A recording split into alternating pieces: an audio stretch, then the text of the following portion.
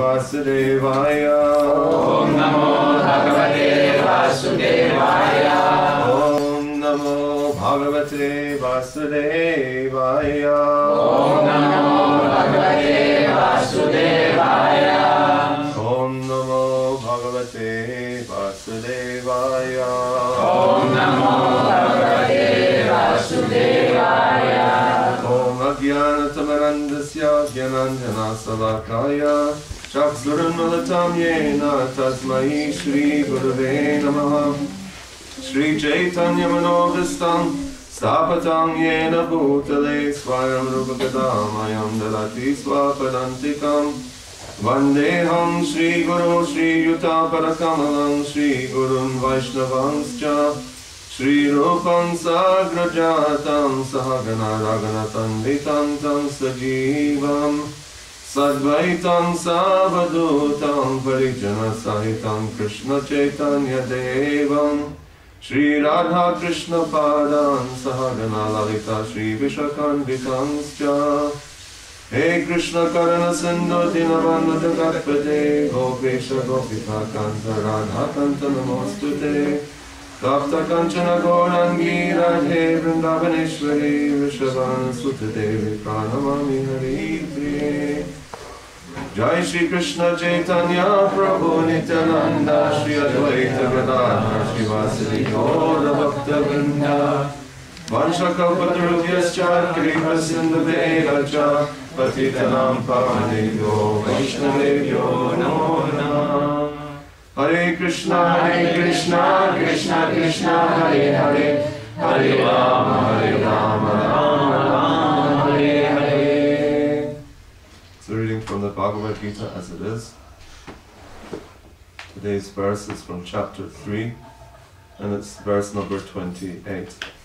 This chapter is entitled Karma Yoga.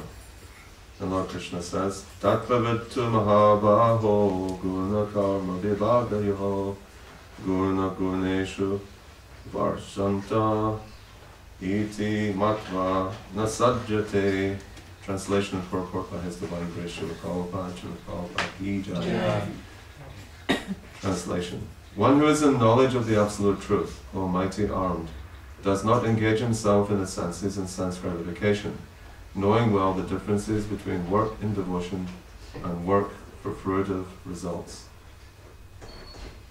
So, the key point here is that one has to be in knowledge of the Absolute Truth to understand how to engage himself or herself whilst living in this body, in this world. Because of course we all know the first teaching of Bhakti Yoga is Aham Brahmasmi, I am not this body, my pure spirit soul. Aham Brahmasmi, meaning that I don't belong to this material world, but somehow or other I've fallen into this conditioned state, and my life is ruled by the three modes of material nature, namely Sattva-guna, Rajaguna and Tamaguna. And the way to actually extricate oneself from this embarrassing situation, because it's actually an embarrassment. We should be embarrassed that we're identifying with the body, because when we reach this, especially this human form of life, of course, there are many, many forms of life, 8,400,000 species. And out of those 8,400,000 species of life is existing within this, not just this planet, within the universe. This universe is full of planets and stars, and wherever you find planets, you'll also find life. It's not just this simply, the Earth has got some population of fishes and insects and birds and reptiles and trees and plants and human beings. And out of the 8,400,000 species, there's 400,000 human species, from the lowest to the topmost. Lowest means practically one is considered to be like a two-legged animal, just like the animals, generally speaking, have 4 legs, and the human beings have 2 legs. But if the mentality is to not understand anything about Krishna, the Absolute Truth, and simply engaged in sense gratification, then one is no better than the four-legged animal. And one is spoiling one's human form of life. Because this human form of life is a special gift, which is given according to our previous activities. Because we've been here practically for eternity. We don't know when we first dropped out of the spiritual world.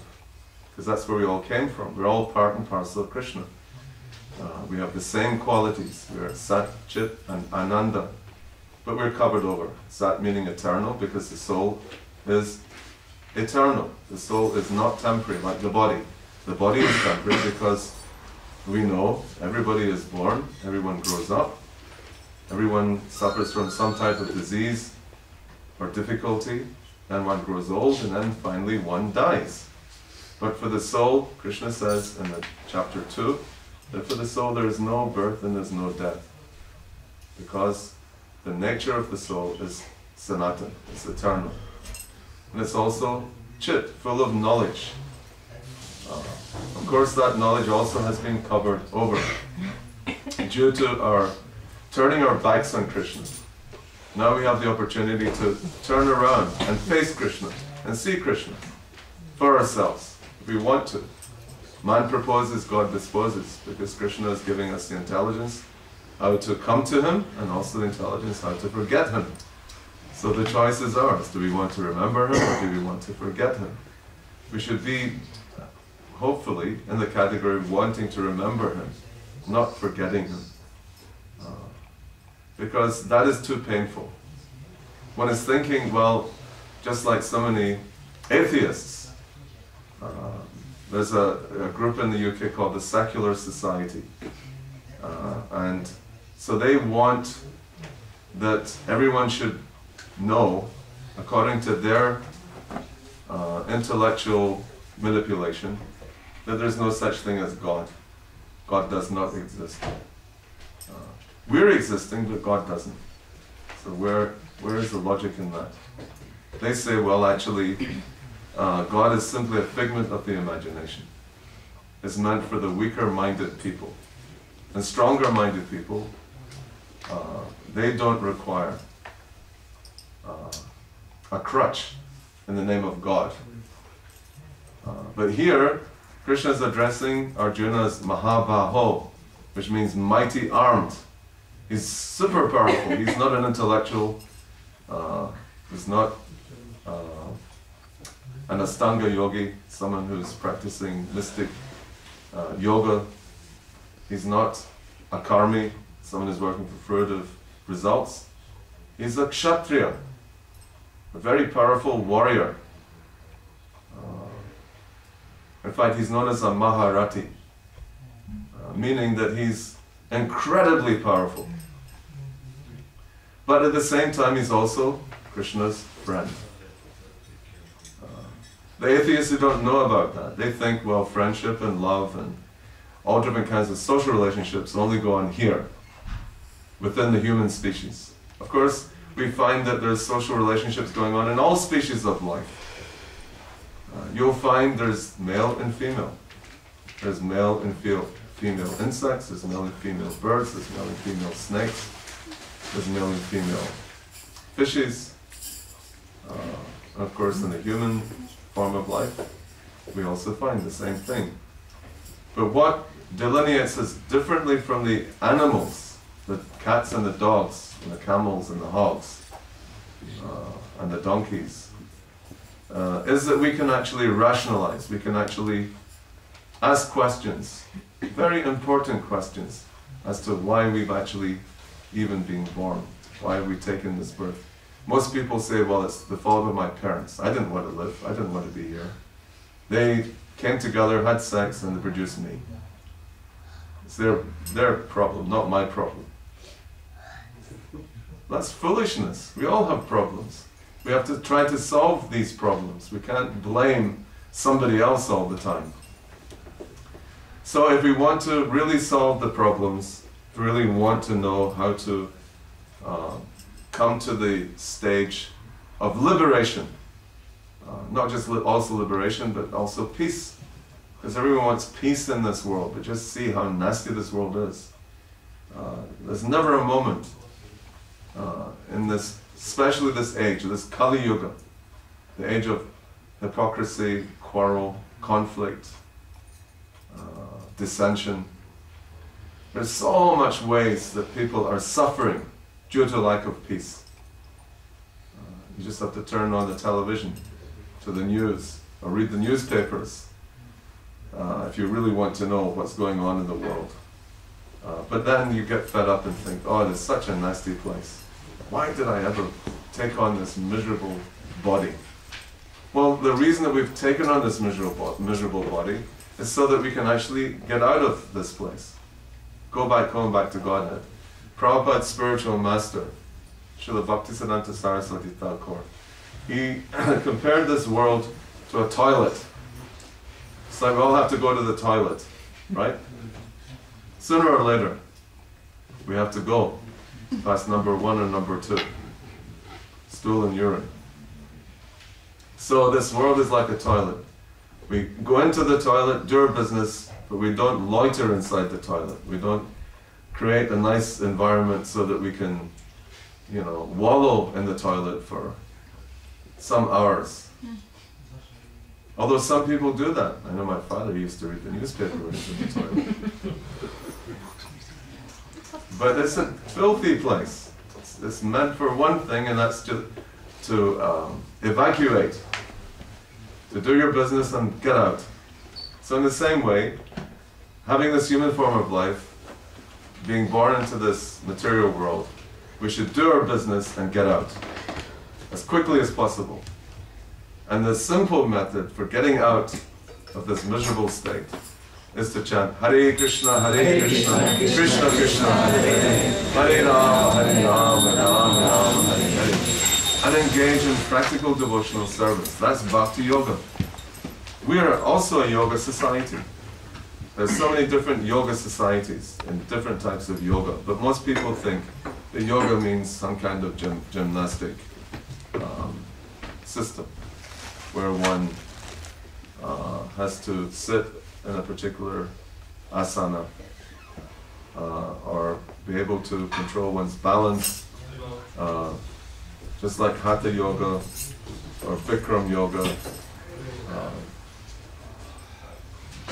I'm always passing when I come to the temple, that place in St. Durban, where this very shrewd businessman, an Indian, turned up the heat in the yoga school. So it's about maybe 35 degrees Celsius, maybe even warmer than that. And so everybody goes in there and thinks, wow, it's just like India, without any air conditioning. So he's trying to create that Indian atmosphere. And then you sweat it out. And so the more you sweat, the more advanced you become in your yoga system. But actually, how are you advancing? Are you understanding more your true eternal self? Are you in touch with yourself when you're in that sweaty situation? No. You're thinking, well, I'm going to be in here for maximum 1 hour, and as soon as I get out, I need to drink some cold water, I have to take a shower. It was really austere in there. Actually, the whole material world is austere. There's either too much heat or there's too much cold. Or there's too much rain or there's not sufficient rain. Just like also in the UK, they're predicting that in the southeast of England there's going to be a drought. Who ever heard of such a ridiculous thing in Britain? A drought? There's no water? And guess what? Generally speaking, after they announce it, then it rains. Because it rains constantly. It's an island, and it's on the Atlantic Ocean. And on one side, of course, is the Atlantic, on the other side is the North Sea.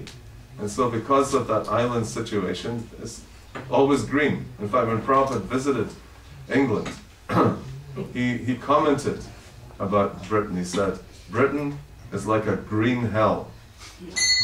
Generally speaking, we think of hell as being very fiery, very hot. But in Britain, it's a green hell, because It rains all the time and everything is always green. It's like in India. If you go to India and other parts of the world, there's places where it doesn't rain very much and it becomes brown. But in Britain, because it's raining, it's green all the time. But the reason it is a hell is because you never see the sun. The sun is always covered by clouds. I'm talking about when Prabhu came in the 70s to visit, especially Bhaktivedanta Manor, who's placed just outside of London.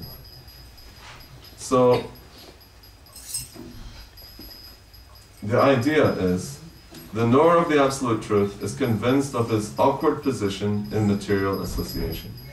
He knows that he is part and parcel of the Supreme Personality of Godhead, Krishna, and that his position should not be in the material creation. That's the idea. You should really come to the conclusion, I'm not meant to be here.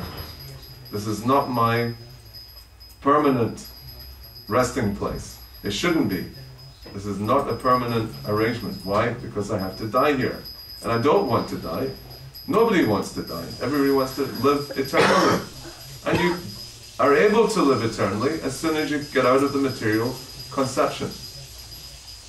Because just like Krishna is eternal, and because we're coming from him, we have the same qualities as him. Sat, Chit, Ananda. Sat, eternal, Chit, knowledge, and Ananda, bliss, happiness. We're supposed to be blissful every moment of our existence. Of course, it's not possible because the odds of that happening are completely stacked against us, because there's always some pinprick, there's always some disturbance. Just like Vijay was telling me, he'll never put on a pair of skates again, because when he did that here in this country, because they have this Elfstede Tocht. Is that right? Is that the proper pronunciation? Elfstede Tocht. Elfstede Tocht. Where everybody goes out when it's freezing cold, like it was a few weeks ago, and there's a certain thickness of ice, and they all put on their skates. But he got terrible pains in his feet. And he thought, just like me, I had a little incident with a bicycle, so I haven't been back on a bike since that happened. And he's never put on a pair of skates since he got this terrible pain in his feet. So the body's always giving us pain, no matter what we try to do. But the person who's in knowledge knows his real identity as part and parcel of the Supreme, who is eternal bliss and knowledge. And he realizes that somehow or other he is entrapped in the material conception of life. In his pure state of existence, he is meant to dovetail his activities in devotional service to the Supreme Personality of Godhead, Krishna. Meaning that you don't give up your activities artificially, because we're sentient beings. We're gregarious. We like to come together. We don't like to be immobile. Just like some crazy people, they're put on, when they go to a certain place, when they're causing maybe some disturbance, they're put in what's known as a straitjacket. That's the polite way in English of saying that they're restrained, that they can't move their arms because they might damage themselves or they might damage somebody else. So they put in a straitjacket, so they'll always remain confined. So this material body also is like a straitjacket. It really confines us, because we're limited. We're limited in our ability to talk nicely, our ability to sing nicely. We're limited in our vision. We can't see beyond the walls. We don't know what's going on next door, because we're not like Superman. We can't see through buildings. We don't have this special type of X-ray vision. No. Also, our hearing is very much limited too. Our sense of smell is very limited. Our sense of taste is very limited. Our sense of touch, and so on. So we're very much limited because we're entrapped in the material conception of life. And the idea is that when we take to practicing bhakti yoga, the yoga of devotional service, which we do here by chanting Hare Krishna, by working hard preparing a nice vegetarian feast for everybody, which is offered to Krishna, it becomes prasadam, which all of you will later on have the privilege of tasting. So in that way, the material senses become purified. So therefore, A person who's really in knowledge of the Absolute Truth engages himself in the activities of Krishna consciousness and becomes naturally unattached to the activities of the material senses, which are all circumstantial and temporary. Of course, that takes practice. You can't just artificially give up your duties. It's like Sudhir, he's got a wife and family. You can't just decide, well, I want to be a brahmachari now. I'll move into the ashram.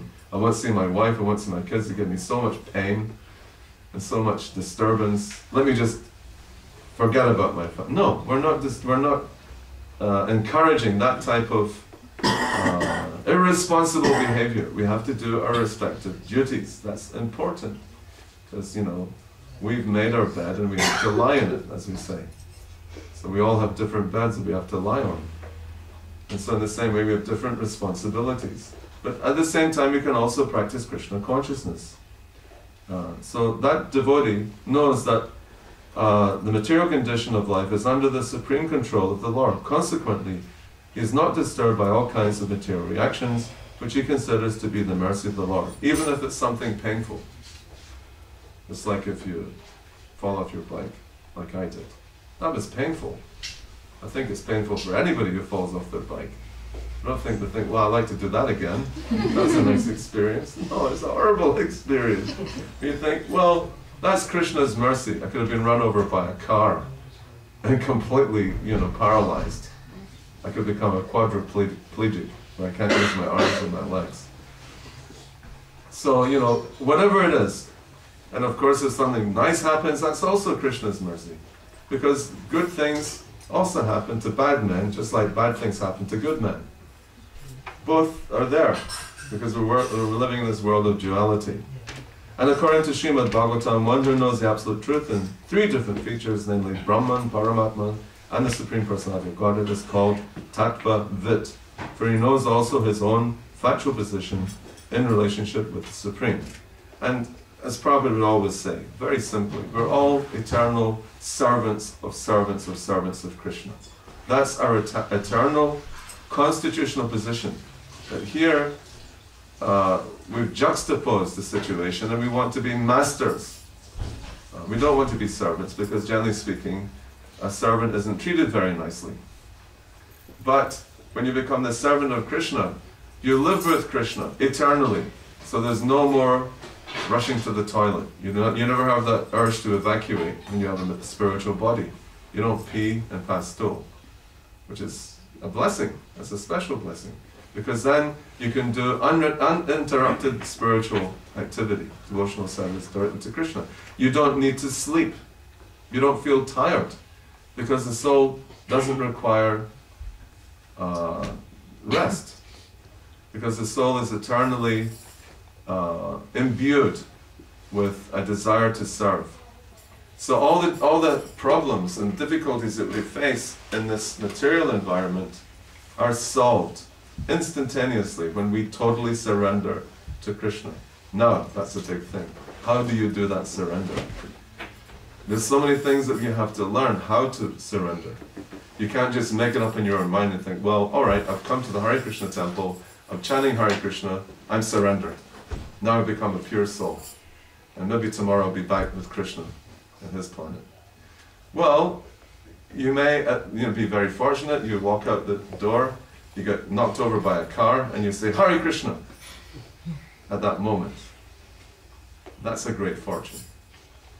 Or you may be engaged in some devotional service, just like I remember when Prabhu came to visit us in Rome in 1974, in Italy. There was a lot of problems in that year. There was petrol problems, there was a huge lack of oil, so there was, so many people queuing up in their cars to go to the petrol stations to fill up their cars. There was also, the Cold War was going on, and in 1974 there was also some rumor that there may be a terrible war between the two opposing enemies, the Americans and the Russians. And so one devotee said, but Prabhupada, what happens if the Russians do launch an attack? Of course, they have these very sophisticated rockets, nuclear-tipped weapons. And then Prabhupada made a comment. He said, well, they will certainly not throw their very expensive weapons in the countryside. They want to do maximum damage, so they will throw the weapons on cities. And then then this boy said, but Prabhupada, I serve in a city where there's a preaching center. Wouldn't it be better than, if they're not going to throw them in the country, that we should all move into the countryside and live on a farm away from that center of destruction? And Prabhupada said, no. He said, you shouldn't think like that. He said, even if you're in the center of the city where there's so much sinful activity going on, illicit sex, intoxication, gambling, meat eating, so on. Because generally speaking in cities you'll find a tremendous concentration of all those types of sinful activities going on. Where there's casinos, where there's so-called fancy restaurants selling so many meat dishes, and prostitution and alcohol and so on and so forth. So the bombs will definitely drop there, in those concentrated areas. But he said, if you're engaging yourself 24/7 in devotional activities, bhakti yoga, then when the bomb falls in your head and you're thinking of Krishna, then you go back to Krishna. Where is the loss? Actually, you attain the highest benefit at that moment. Because that's something that all of us have to face. Death is for sure. Just like in America they say, as sure as death and taxes. Because, you know, people are dying all the time and they have to pay their tax. And if they don't pay their tax, they have a very big department called the, what's it called? The IRS. Yeah, Belastingdienst here. It's the same kind of system. They've got your number. They've got all of our numbers, right? We all have designated numbers. So if we don't pay our belasting, they'll be after us. In America too, they have a very sophisticated IRS, the Inland Revenue Service. And even a friend of mine, I remember when I was doing my service in Vrindavan, he was working with stocks and shares. And he wrote a book on how to manipulate the market prices or something like that. And it sold a lot. And he was quite well off. He bought an island in Fiji. Small island, 56 acres, but obviously it was an island and it's in his name. And he had properties in Central America and so on and so forth. And he was avoiding spending too much time in America. But still, someone other than found out about these things, that he had an island and he had some other asset somewhere else. And he came to me in total anxiety saying, you know, I think they're after me. And you know, when someone's after you, it's always in the back of your mind. You're not feeling very peaceful, you know, because at any moment, you know, this person may show up. And they're quite ruthless like that. They will go, if you're an American citizen, you're not living in the country, if they think it's worthwhile, if they think they're going to get $500,000 or whatever from you from back taxis, they'll send their representative to any country you happen to be in. It's not that because you're not living in the country, you've got some special type of, you know, protection. No, there's no protection. So in the same way, the only protection that we have, which is of any value, is by chanting Hare Krishna, Krishna Krishna, Hare Hare, Hare Rama, Rama Rama, Hare Hare. Because that will protect us from the greatest danger. That's guaranteed. It's not guaranteed by me. It's guaranteed by Lord Chaitanya Mahaprabhu, the preceptor, the first person who took the chanting of the holy name out of the private domain and put it in the public domain. He actually broke open this beautiful, wonderful, huge, how do you say in Dutch? Groothandel. It was a huge groothandel of leven. Yeah? Love? Huh? Leven. And he distributed that groothandel of love to everybody, irrespective if they were worthy of it or not. It was that magnanimous. Krishna is very merciful. But Lord Chaitanya Mahaprabhu is even more merciful, because you don't even have to be qualified to receive the holy name. We heard that this morning. Prabhu was talking about it in an arrival reception. He came to Atlanta, Georgia, and he said, Lord Nityananda Prabhu is so merciful. He is so merciful that he allows all of us to some or other attain the mercy of the lotus feet of Lord Chaitanya. And he started breaking down and crying.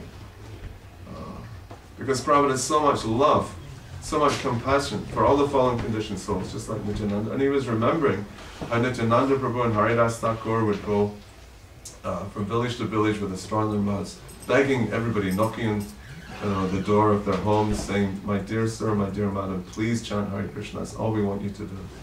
We don't want you to do anything else. You just stay within your family, but please chant Hare Krishna.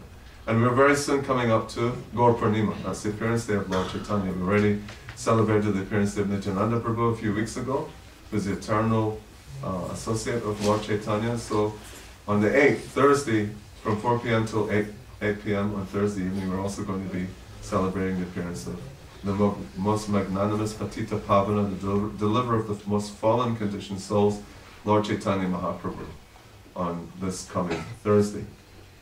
And we'd like you all to participate in this special event. We'll talk about it a little bit later on, but now it's almost time for the evening arti. Is there any question or comment anybody would like to make? If not, there's a very nice text from the Bhagavatam, which I also thought was important that we hear. This is from 11th Canto's 2nd chapter, text 42. Bhakti pare sanu bhavo viraktir anyatra chaisa eka kala prapadya manasya yata sanata syus tushti pushti kshut apayo no kasam.